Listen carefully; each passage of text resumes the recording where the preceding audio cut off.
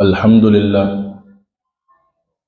اللہ رب العالمین کا جتنا شکر ادا کریں یہ کم ہے کہ اللہ رب العالمین نے ہمیں اپنے دین کی نسبت سے جمع ہونے کی توفیق عطا فرمائی ہے، نصیب فرمائی ہے۔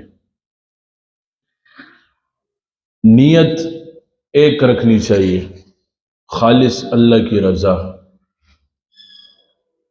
مقاصد دنیا میں بہت ہوتے ہیں لوگوں کے، کوئی کس مقصد سے لوگوں سے تعلق رکھتا ہے، کوئی کس مقصد سے تعلق رکھتا ہے، لیکن ہمارا جو تعلق ہے محض اللہ کی رضا کے لیے ہے۔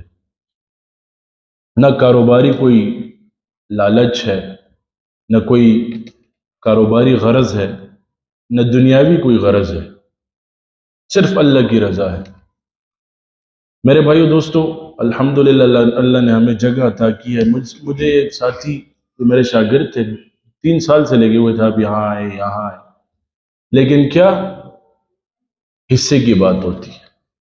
ابھی وہاں ہم گھوم رہے ہیں، ہم نے جگہ بھی لے لی، پکڑ لی، ابھی بھی وہ ہمارے پاس ہی ہے، وہ ہماری جگہ ہے، لیکن وجہ کیا تھی کہ ہمارے پاؤں نہیں کھینچے جا رہے تھے۔ تو یہ سلسلے کی ایک تاثیر ہوتی ہے، ہر سلسلے کا ایک اصول ہے۔ تو آج اللہ نے قبول کیا، ہم یہاں آ گئے۔ دیکھیں، جب میں پہلے دن بیٹھا تھا ذکر کے لیے 2016 میں، تو میں تھا اور ایک دوسرا ساتھی تھا، یہاں پہ اس کی دکان ہوتی تھی، یہ باہر یہ گلی کے اوپر ہی، عبدالصمد اس کا نام تھا، ابھی بھی اس سلسلے میں، لیکن وہ بیچارہ نوشہرہ چلا گیا، جاب کرتا تھا، بہت مخلص ساتھی تھا۔ پھر ہم ہوتے ہوتے 2 ساتھی ہو گئے، 3 ساتھی ہو گئے، 4 ساتھی ہو گئے، ہوتے ہوتے کام بڑھتا گیا۔ لیکن ایسا دن بھی آیا کہ میں ذکر کے لیے اکیلا بیٹھا رہا، اکیلا بیٹھ گیا، میں نے ذکر کر لیا اور چلا گیا۔ ایک دن میں اپنے حضرت کے ساتھ بیٹھا ہوا تھا، ہم سب کے شیخ حضرت کو میں نے بولا کہ میرا ذکر میں دل نہیں لگتا، کبھی کوئی ہوتا ہے کبھی کوئی نہیں ہوتا۔ تو حضرت نے فرمایا تم اپنے لیے کرتے ہو کہ لوگوں کے لیے کرتے ہو؟ تو میں نے حضرت کو کہا اپنے لیے کرتا ہوں۔ کہتے بیٹھ جا کرو، اکیلے کر لیا کرو۔ تو اس کی تاثیر جدا ہے۔ دیکھیں، ہمارے اندر جتنی بیماریاں پیدا ہو جاتی ہیں ہفتے میں، یہ ایک ملاقات سے، ایک حلقے میں جڑنے سے، یہ روحانی بیماریاں، وساوس، یہ سب کچھ ختم ہو جاتا ہے۔ حضرت کیا فرماتے ہیں کہ حلقے کو مضبوط کرو، یہ مراکز کو مضبوط کرنے کی طرف جاتے ہیں۔ تو آپ لوگ حلقوں کو مضبوط کرو، جتنے حلقے ہیں ان سب کو مضبوط کرو، یہ آپ لوگوں کی ذمہ داری ہے۔ جس کو جو دن موقع ملے وہاں جا کر ذکر کر لیا کرو، بیٹھ جایا کرو، ذکر میں شریک لازمی ہوا کرو۔ دیکھیں، روح کی بیماریاں کہاں سے جنم لیتی ہیں، کہاں سے اٹھتی ہیں؟ میں آپ کو بتاؤں، نگاہوں سے۔ نظر کا علاج کہاں پہ ملے گا؟ خانقاہوں میں ملے گا۔ دل کی بیماری کا علاج خانقاہوں میں ملے گا۔ جسم کی بیماری کا علاج خانقاہوں میں ملے گا، اور کہیں نہیں ملے گا، اور کہیں نہیں ملے گا۔ لیکن نظر جو ہے نا، اس کا استعمال صحیح کرنا ہے۔ ایک بات میں آپ کو بتاؤں، ہمارے تبلیغ والے حضرات ہیں، وہ کہتے ہیں اگر پہلی نظر پڑ جائے نامحرم پر، کیا پہلی نظر نامحرم پر پڑ جائے تو چلو ٹھیک ہے، لیکن ہمارے تصوف والے اتنی حساس طبیعت والے ہیں، وہ کہتے ہیں یہ پہلی نظر کیوں غلط پڑی؟ تمہارا دل اتنا غافل تھا، تمہارا نفس اتنا غافل تھا، یہ پہلی نظر کیوں غلط پڑی؟ تو اپنی نظروں کی حفاظت کہاں سے کرو گے؟ نفس پر ضربے لگانے سے کرو گے، دل پر ضربے لگانے سے کرو گے۔ ایک بات میری یاد رکھیں، جس کا کوئی رہبر نہیں، جس کا کوئی رہنما نہیں، اس کا رہبر اور رہنما شیطان ہوتا ہے۔ اس کا رہبر اور رہنما شیطان ہوتا ہے۔ اپنے رہبر کو تلاش کرو اس دور کے اندر، صحیح رہبر کو۔ ایسے نہ ہو کہ کسی ایسے رہبر کو تلاش کریں کہ نہ جس کے عقیدے کا پتہ ہو، نہ جس کے نظریے کا پتہ ہو۔ یہ بات بھی غلط ہے۔ کل مجھے کسی نے ایک ویڈیو بھیجی، کوئی سید تھا، گاڑی سے اترا تھا، اس کو لوگ سجدے کر رہے تھے۔ تو پیر بدعتوں کا نام نہیں ہے، پیر جو ہیں، تصوف والے جو ہیں، یہ اہل حق علماء دیوبند کا شعبہ ہے اور ان کا ہی کام ہے۔ یہ نہیں کہ بس ہم یہ چیزیں لوگوں کو حوالے، غلطیاں کہاں سے پیدا ہوتی ہیں آپ کو پتہ ہے؟ ہم اس فیلڈ کو چھوڑ چکے ہیں، ہم اس فیلڈ کو چھوڑ چکے ہیں، تو غلط لوگوں نے ہمارے سے جگہ لے لی ہے۔ ابھی ان کے جب فالوور زیادہ ہو جاتے ہیں، ان کے مریدین زیادہ ہو جاتے ہیں، تو ہم چیختے ہیں، ان کے پیچھے بیانات کرنے بیٹھ جاتے ہیں۔ تو ہمیں چاہیے کہ ہم ان کو رستہ نہ دینا، ہمیں چاہیے ہم ان کو جگہ نہ دینا، یہ بات ہوتی ہے۔ تو اللہ والے جو ہوتے ہیں حساس طبیعت والے ہوتے ہیں، ان کی طبیعت میں احساسیت کا مادہ ہوتا ہے، ان کی طبیعت میں حساسیت ہوتی ہے، ان کو ہر قسم کی بات کرو وہ برداشت کر لیتے، لیکن ان کو تصوف کے حوالے سے بات کرو، قرآن اور حدیث کے حوالے سے بات کرو، ان سے یہ سہا نہیں جاتا۔ باقی ہر کچھ سہ لیتے ہیں لیکن یہ چیز نہیں سہتے۔ تو ہماری زندگیوں کے مقصد میں نے آپ کو شروع میں بتا دیا کہ اللہ کی رضا ہے، دوسرا کوئی نہیں ہے۔ دین کا کام کرنا اتنا آسان کام نہیں ہے، یہ بہت مشکل ہے۔ اس راستوں میں بہت زیادہ تکالیف آتی ہیں، اس راستوں میں بہت مصیبتیں آتی ہیں، اس راستوں میں بہت زیادہ پریشانیاں آتی ہیں۔ یہ نہیں کہ لوگ آج مجھے دیکھتے ہیں، ہم نے اس راستوں کے پیچھے تکالیف اٹھائی ہے، مصیبتوں کا شکار ہوئے ہیں، ہر عالم ہمارے پیچھے بولا ہے، ہر مفتی ہمارے پیچھے بولا ہے، منبر پہ بولا ہے، فتوے جاری ہوئے، لیکن ہم نے دل بڑا کر کے کام، میرے ساتھ جو چل رہے تھے بہت لڑکے تھے، کام چھوڑ کر چلے گئے، آج خفا ہوتے ہیں، آج لوگوں نے جگہ لے لی ان سے۔ اس کی وجہ کیا ہے؟ اپنے منصب کو چھوڑ کر چلے گئے۔ اپنے منصب کو نہیں چھوڑو گے اور اپنے مرکز کو نہیں چھوڑو گے۔ کہتے ہیں نا کہ اپنے مرکز سے اگر دور نکل جاؤ گے، خاک ہو جاؤ گے، افسانوں میں ڈل جاؤ گے۔ اپنی ہی مٹی پہ چلنے کا سلیقہ سیکھو، سنگ مرمر پہ چلو گے تو پھسل جاؤ گے۔ گھر آدھے مرلے کا ہو یا ایک مرلے کا ہو یا 20 مرلے کا ہو یا جیرگوں میں ہو، تمہارا اپنا ہو تو مزہ کرتا ہے، اور اگر دوستوں کا ہو بس دوستوں کا ہی ہوگا۔ ادھر آپ مہمانوں کی طرح جاؤ گے اور مہمانوں کی طرح آؤ گے۔ لیکن اپنے گھر میں اگر ایک بندہ بڑے بڑے ہوٹلوں میں رہے، بڑے بڑے سفر کرے، بڑے بڑے جہازوں میں جائے، بڑے بڑے ہوٹلوں میں بیٹھے، لیکن اگر وہ اپنے گھر کے تکیے کو اور اپنے گھر کے سکون کو کہیں نہیں بھولتا، اس کی وجہ کیا ہے؟ گھروں میں اپنا ایک سکون ہے، تو اللہ کی یاد میں اللہ نے اپنا ایک سکون رکھا ہوا ہے، اس میں اپنا ایک سکون ہے، ایک قربت ہے، ایک الفت ہے۔ جو اللہ کا نام تنہائیوں میں لیتا ہے اس کا الگ مزہ ہے۔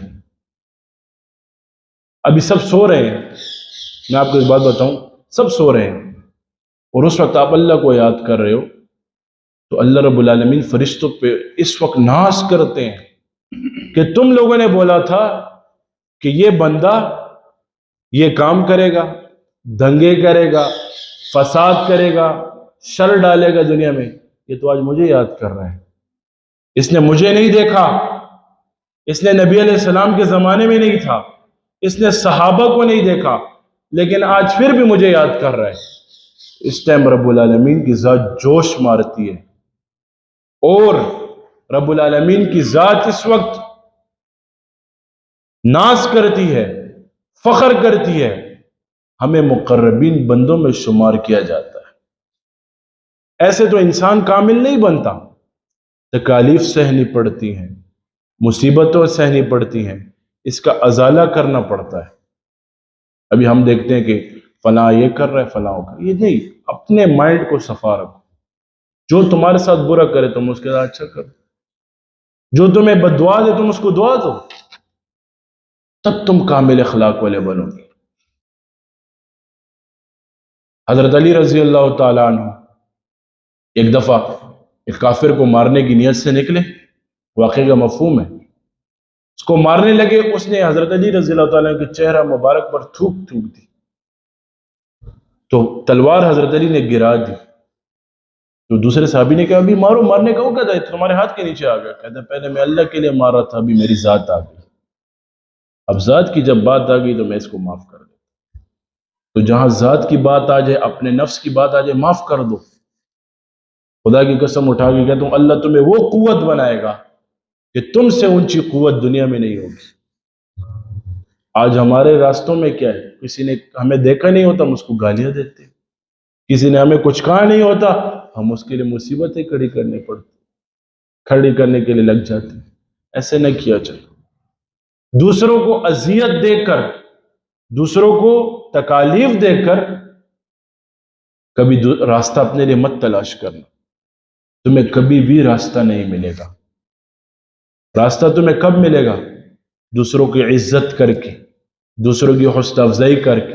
اگر ایک بھائی ہے میرا مجھ سے آگے جا رہا ہے، مجھے خوش ہو جانا چاہیے۔ مجھ سے آگے جا رہا ہے، آگے بڑھ رہا ہے، مجھے خوش ہو جانا چاہیے، نہ کہ اس سے حسد کیا جائے۔ یہ حسد کی بیماری ایسی بیماری ہے کہ اس کا علاج ہی نہیں ہے۔ اس کا علاج خود کرو گے۔ کسی کو کامیاب دیکھتے ہو، دعا کرو، یا اللہ تم اس کو کامیاب کر سکتے ہو، مجھے بھی کامیاب کر دو۔ تو اسے دے سکتا ہے، مجھے بھی دے دے۔ تو اسے عطا کر سکتا ہے، مجھے بھی عطا کر دے۔ تو سب سے بڑی یہی نعمت ہے۔ اور اگر یہ چیز نہیں ہے تو یہ چیزیں اپنے اندر لانی چاہیے۔ دلوں کا اطمینان اللہ نے اپنی یاد میں رکھا ہے۔ آج اگر سائنس والے ہیں، ٹیکنالوجی والے ہیں، انہوں نے سرچ کیا ہے کہ مسلمان دن رات کام کرتے ہیں، لیکن جب مساجد کا رخ کرتے ہیں تو ان کی طبیعتیں فریش ہو جاتی ہیں، ان کی طبیعتیں سدھر جاتی ہیں، ان سے تھکاوٹ ختم ہو جاتی ہے۔ تو انہوں نے سوچا کہ ہر عبادت میں یہ سکون ہوگا، ہر جگہ پہ یہ لذت ہوگی۔ لیکن انہوں نے جب سرچ کی، تحقیق کی نیت سے نکلے، کوئی اپنے پورا دن کام کیا سیکھنے، اپنے ادھر گیا، اس کو سکھوں کی جگہ عبادت گاہ جو ہوتی ہے، اس کو وہاں سکون نہیں ملا۔ عیسائی اپنے چرچ گیا، اس کو سکون نہیں ملا۔ ہندو اپنے مندر گیا، اس کو سکون نہیں ملا۔ لیکن جب انہوں نے مسجد کی طرف رخ کیا، ان کو دلی اور قلبی سکون ملا۔ ہماری مساجد میں ایک سکون ہے، ہمارے مدارس میں سکون ہے، اور ہماری خانقاہوں میں لذتیں ہیں۔ سکون تلاش کرنا ہے، مساجد کی طرف جاؤ۔ سکون تلاش کرنا ہے، مدارس جاؤ۔ لذت تلاش کرنی ہے، ہمارے پاس آؤ۔ اگر لذت کسے کہتے ہیں؟ کھانے بہت ہوتے ہیں، کھانے بہت کھائے جاتے ہیں۔ کیا؟ کھانے بہت کھائے جاتے ہیں۔ کسی کو نمک تیز پسند ہے، کسی کو مسالہ تیز پسند ہے، کسی کو کم پسند ہے۔ لیکن لذیذ کھانا کیا ہوتا ہے؟ لوگ کہتے ہیں نا فلاں کے ہاتھ میں ایک اللہ نے لذت رکھی ہوئی ہے۔ اسی طرح نا پرانے زمانے کے لوگوں کے ہاتھ میں ایک لذت ہے۔ ابھی کوئی بوڑھی خاتون ہو، وہ سبزی بنا لے، لیکن وہ گوشت کا مقابلہ نہیں کر سکتی۔ کیا؟ گوشت کا مقابلہ نہیں کر سکتی، مرغن غذاؤں کا مقابلہ نہیں کر سکتی۔ اسی طرح لذت ان کے ہاتھوں میں تھی۔ اگر لذت ذکر میں تلاش کرنا چاہتے ہو تو اپنے لیے ایک رہبر تلاش کرو گے اور خانقاہ کا رخ کرو گے۔ ہمارے خانقاہوں میں ذکر بہت کرایا جاتا ہے، ہمارے خانقاہوں میں علاج معالجہ سکھایا جاتا ہے، ہمارے خانقاہوں میں مراقبے کرائے جاتے ہیں کہ ہم لڑکوں کی اکثر خانقاہوں کو دیکھا جائے، یہ لڑکوں کی صلاحیتوں پہ پاؤں رکھتے ہیں۔ اکثر علماء کو دیکھا جائے، اکثر لوگوں کو دیکھا جائے، وہ اپنے شاگردوں کی صلاحیتوں پہ پاؤں رکھتے ہیں۔ ہم وہ لوگ ہیں الحمدللہ، ہم اپنے شاگردوں کی صلاحیتوں کو ابھارتے ہیں، اس پہ فخر محسوس کرتے ہیں۔ ہم خانقاہ، پہلے زمانے میں کوئی کسی کو خانقاہوں کی اجازت نہیں دیتا تھا، اس زمانے میں بھی، لیکن ہم جو حضرت سے ملواتے ہیں، جو خلیفہ بن جائے، ہم اس کو کہتے ہیں خانقاہ کھولو۔ ہم جا کے افتتاح کرواتے ہیں، ہم کہتے ہیں ذکر اس طریقے سے کیا جاتا ہے۔ کیوں؟ جب کسی میں صلاحیت ہو تو اس کی صلاحیتوں کو اجاگر کرنا چاہیے، اس کی صلاحیتوں پر فخر کرنا چاہیے، نہ کہ اس کی صلاحیت کو دبا دینا چاہیے۔ عموماً ہر جگہ ایسے لوگ ملیں گے آپ کی صلاحیتوں کو دبائیں گے، تو ان سے بچ کر چلو۔ دیکھیں اپنے نظام میں بڑوں کو دیکھ کر چلو کہ آپ کا بڑا کیسا ہے۔ اگر آپ کا بڑا ٹھیک ہے تو نیچے لوگوں کی پرواہ مت کرنا۔ پھر کوئی کیسا ملے گا، کوئی کیسا ملے گا۔ تو اپنے آپ کو شکست دو۔ کیسے شکست دو گے؟ نفس کہہ رہے کام کرو کو میں نہیں کرتا، نفس غلط کام کی طرف تمہارا رجحان بڑھا رہا ہے، مت بڑھو۔ تنہائی ہے، موقع ہے گناہ کا، اور گناہ کر بھی سکتے ہو۔ تم پہلوان انسان کب بنو گے؟ تمہیں گناہ کا موقع فراہم ہو رہا ہے، گناہ کا موقع مل رہا ہے، اور تم گناہ سے بچ جاؤ تو تم تب پہلوان ہو۔ ایسے نہیں کہ باڈی بنا رہے ہو میں پہلوان ہوں، میری باڈی اچھی ہے میں پہلوان، نہیں۔ جس نے اپنے نفس کو قابو کر لیا وہ اس دنیا کا سب سے بڑا پہلوان ہے۔ جس نے اپنے بھائی پر ایک پردہ ڈال دیا، ایک قیامت کے دن اللہ اس پر 70,000 پردے ڈالے گا۔ اور جس نے بے گناہ الزام لگائے، اللہ تعالیٰ اس کو گھر بیٹھے بیٹھے ذلیل و رسوا کرے گا، اسے پتہ بھی نہیں ہوگا، وہ عزتوں کے پیچھے گھوم رہا ہوگا۔ اپنے آپ کو ذلیل سمجھو کو میری کوئی عزت نہیں ہے، معاشرے میں میری کوئی حیثیت نہیں ہے، تو تب تم دنیا کے سب سے بڑے آدمی بن جاؤ گے۔ اگر چاہتے ہو کہ میں دنیا کا سب سے بڑا آدمی بن جاؤں، میں یہ آسان فارمولہ آپ کو دے رہا ہوں۔ یہ نہیں کہ میں صرف زبان سے بول، دل و جان سے اور نفس سے تسلیم کرو گے۔ کوئی تمہارے لیے اٹھے، کوئی تم سے اٹھ کر ملے، کوئی تم سے بیٹھ کر ملے، کوئی تم سے ہاتھ ملائے کوئی نہ ملائے، تو یہ کہنا میری کوئی عزت نہیں ہے۔ جس دن تم نے دل و جان سے اور عقل سے یہ چیز تسلیم کر لی تو تم دنیا کے سب سے بڑے آدمی بن جاؤ گے۔ تو ہماری خانقاہوں کے مقاصد یہی ہیں، اللہ کی رضا کے لیے جڑنا، اللہ کے لیے جڑنا، بھائیوں جیسے رہنا، محبتیں بٹیرنا، محبتیں تقسیم کرنا، بانٹنا، محبتیں سمیٹنا۔ دیکھیں بھائیوں کے بیچ میں لڑائی بھی ہو جاتی ہے، گھر کے چار دیواری کے اندر بھائیوں کے بیچ میں اختلافات بھی آتے ہیں، بھائیوں میں اعتراضات بھی آتے ہیں، پھر سے جڑ جاتے ہیں۔ لیکن دوستی کا رشتہ ایسا ہوتا ہے، مجھے ایک اپنے استاد فرما رہے تھے، میں جب طالب علم تھا، کہتے دوستی کا رشتہ ایسا ہوتا ہے کہ یہ ٹوٹ جائے، اس کی مثال ہیرے اور شیشے کی طرح ہوتی ہے، یہ دوبارہ نہیں جڑتا، کیونکہ شیشہ جتنا بھی وہ ہو دوبارہ جڑ جائے۔ اگر یہ گلاس ٹوٹ جائے تو دوبارہ جڑ جائے تو اس میں لازمی لکیریں ہوں گی۔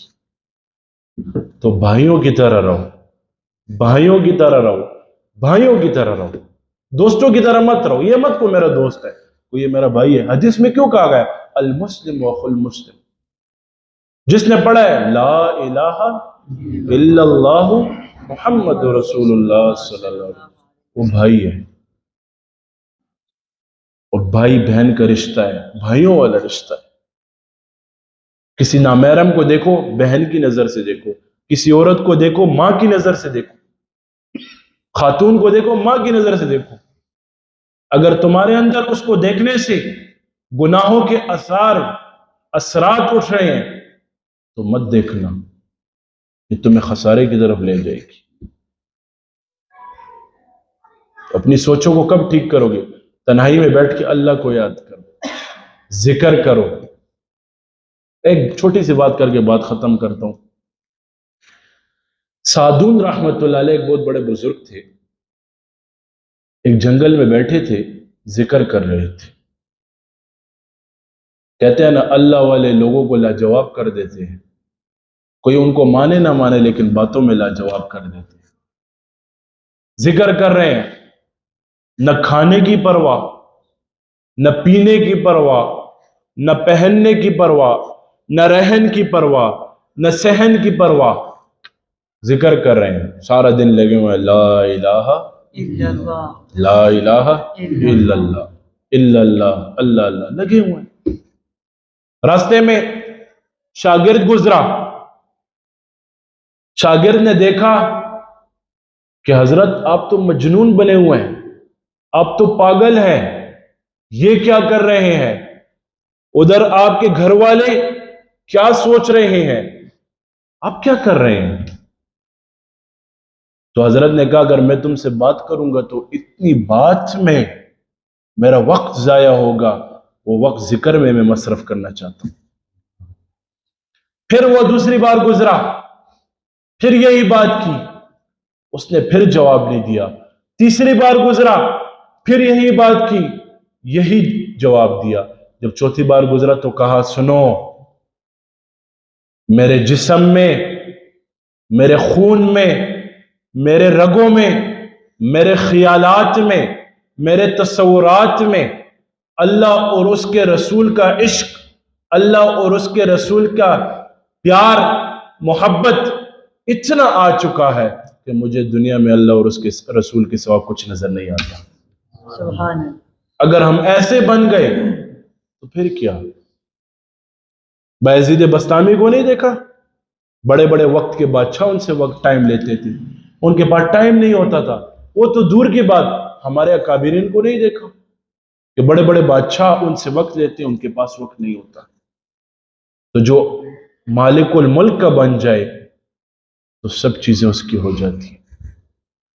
आज मुझे लोग कहते हैं हमारी नमाजें कज़ा हो जाती हैं, जमात के साथ पढ़ नहीं सकते।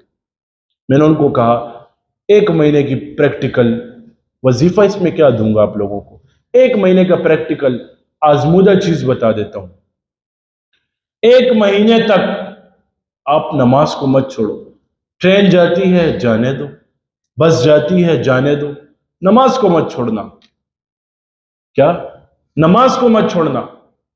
खुदा की कसम उठा के कहता हूं, 30 दिन बाद, 1 महीने बाद ये नमाज आपको नहीं छोड़ेगी। देखिए, जब आदमी नमाज के लिए खड़ा होता है, वजू करता है, नमाज का इरादा करता है, कुरान में कहा था, मन जाअ बिल हसनति फलहु अशरु अमसालिहा। अल्लाह रब्बुल आलमीन बहुत करीम जात है, रहीम जात है, गफूर जात है।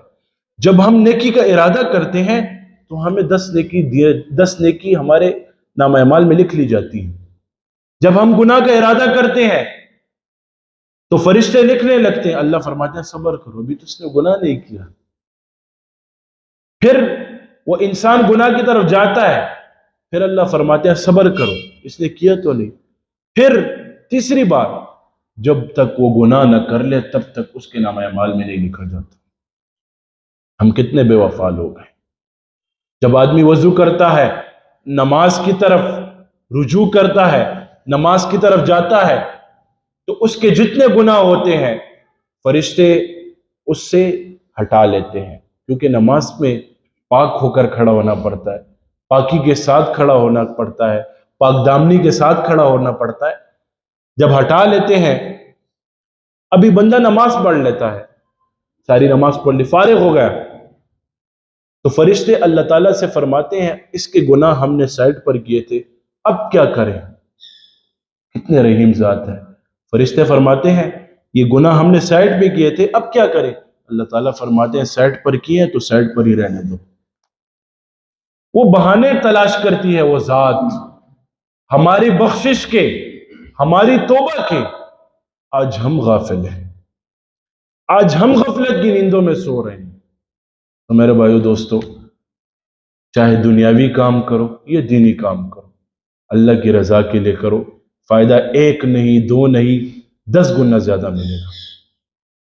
अपने महाफिलों को आबाद करो, जिक्र के मजालिसों को आबाद करो, तबलीग वाले भाइयों के साथ उठो बैठो, सिरोजे पर चले जाया करो, इज्तिमात में चले जाया करो, चिल्ले पे चले जाया करो, 4 माह लगा लिया करो, उनके साथ गश्तों में जुड़ जाया करो। वो भी दीन का काम है, ये भी दीन का काम है, मदारिस भी दीन के काम है, सारे दीन के काम है। अगर हम किसी के साथ जुड़ गए तो यही हमारे लिए राह निजात है। अल्लाह पाक जो कहा जो सुना उस पर अमल करने की तौफीक नसीब फरमाए। इंशाअल्लाह अब जिक्र होगा, जिक्र के बाद इंशाअल्लाह फिर मुराकबा होगा।